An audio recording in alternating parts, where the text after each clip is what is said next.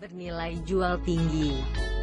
Bahkan hasil alam ini diminati oleh konsumen dari luar negeri sehingga menjadi salah satu komoditi ekspor. Banyak orang tergiur harga jernang yang fantastis per kilogramnya. Harga tinggi menjadi bumerang. Banyak perambah menebang kerabat rotan itu. Menebang jernang menjadi jalan pintas memperoleh laba besar. Jernang tumbuh merambat hingga ketinggian 25 meter untuk mendapatkan buah di pucuk. Memang bukan hal mudah. Oleh karena itu, jernang terancam punah, kata Dresiana Sumarna MC, periset di Pusat Penelitian Hutan dan Konservasi Alam, Bogor, Jawa Barat. Getah jernang merupakan hasil hutan sejenis rotan, bukan kayu, yang diambil getah dari kulit buahnya untuk keperluan tertentu. Buahnya seperti buah rotan, bulat kecil-kecil berkumpul seperti buah salak. Jernang merupakan tumbuhan merambat pada pepohonan di sekitarnya. Di dalam getah jernang mengandung senyawa drakolesen 11%, drakoresinol 56%.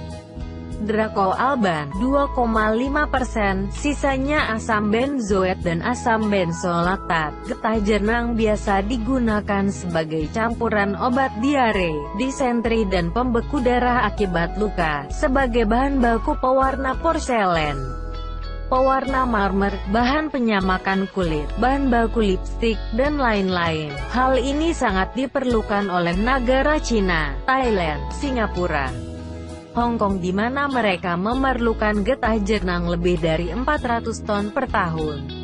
Indonesia saat ini dapat mengekspor getah jernang hanya 27 ton per tahun, itu pun sebagian hasil pencarian buah jernang dari dalam hutan.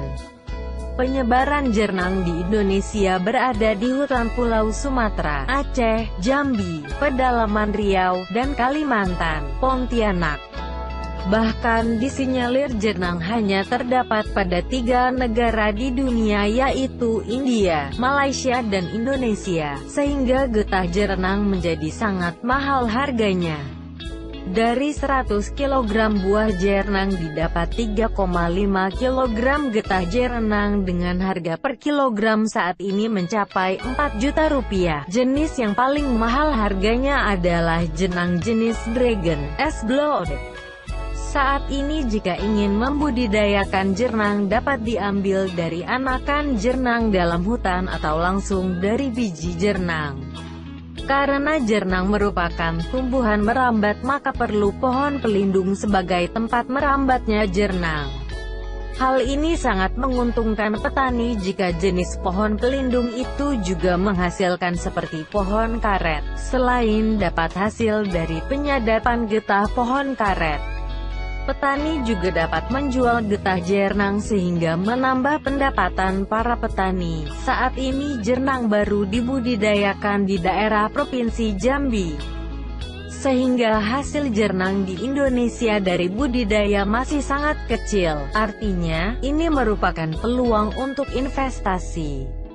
Sebagai gambaran saat ini dari 1 hektar tanaman jernang dapat menghasilkan 35 hingga 38 juta per tahun. Hal ini menjadi peluang tambahan bagi petani yang ingin membudidayakannya.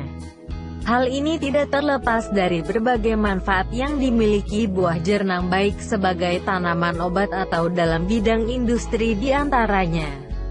1. Mencegah dan mengatasi diare. Meskipun terkesan sepele dan tidak dianggap terlalu serius, penyakit diare sebenarnya adalah penyakit yang mesti diwaspadai karena dapat menyebabkan kematian. Ada beberapa jenis obat dan ramuan tradisional yang dapat diminum untuk mencegah ataupun mengobati diare, salah satunya olahan buah jernang. 2. Melancarkan pencernaan. Salah satu indikator tubuh yang sehat adalah proses pencernaan yang berjalan lancar.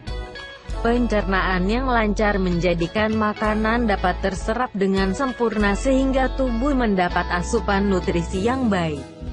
Untuk menjaga kelancaran pencernaan salah satunya dapat dilakukan dengan menggunakan getah yang dihasilkan dari tanaman rotan ini. 3. Menjaga kesehatan dan kekuatan gigi. Gigi bukan hanya organ tubuh yang penting untuk mendukung aktivitas pengolahan makanan, namun juga sangat berpengaruh pada penampilan dan kecantikan seseorang.